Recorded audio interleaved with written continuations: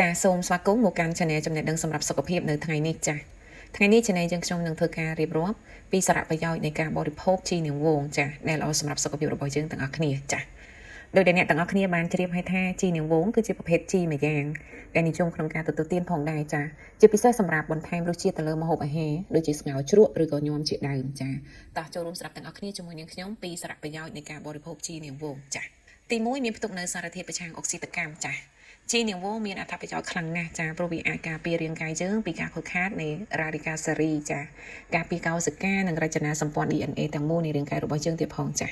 ក្រៅពីនេះសារធាតុប្រឆាំងអុកស៊ីតកម្មរលាយដែលមាននៅក្នុងជីនាងវងក៏មានសារៈប្រយោជន៍សម្រាប់ដំណើរការនៃប្រព័ន្ធភាពស៊ាំក៏ដូចជាថែរក្សារចនាសម្ព័ន្ធកោសិកាក្នុងរចនា DNA ផងដែរចាទី2ការពារជំងឺមហារីកចាPhytochemical គឺជាសារធាតុមួយយ៉ាងដែលមាននៅក្នុងជីនាងវងចាអ្វីដែលល្អបំផុតសម្រាប់សារធាតុនេះគឺវាជួយការពារជំងឺមហារីកតាមបែបធម្មជាតិចាដូចជាព្យាបាលជំងឺមហារីកមាត់ធ្មេញជំងឺមហារីកសួតនិងជំងឺមហារីកស្បែកជាដើមចា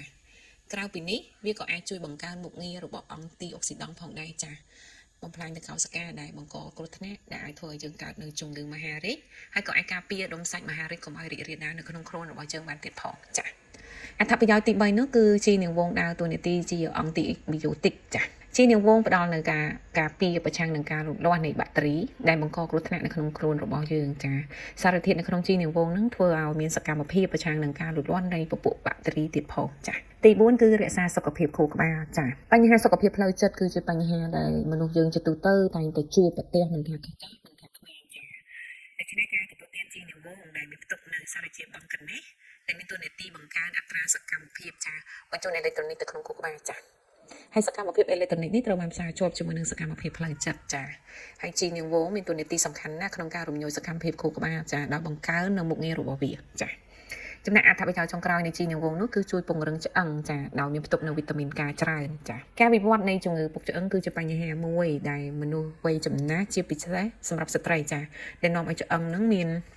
ដងស៊ីតេតិចដែលជាលទ្ធផលប្រែទៅជាអាចជាជំងឺបាក់ឆ្អឹងពុកឆ្អឹងរ៉ាំរ៉ៃដែលជាបញ្ហានៃរាងកាយដទៃទៀតផងដែរចា៎ហើយវីតាមីនKដែលមាននៅក្នុងជីនាងវងត្រូវបានគេចាត់ទុកថាជាឱសថសម្រាប់ជំនួយដល់ដងស៊ីតេឆ្អឹងទៀតផងចា៎ហើយឆ្អឹងអាចស្រូបយកបរិមាណកាល់ស្យូមនៅក្នុងខ្លួនកាន់តែមានប្រសិទ្ធភាពដោយសារជំនួយពីវីតាមីនKចា៎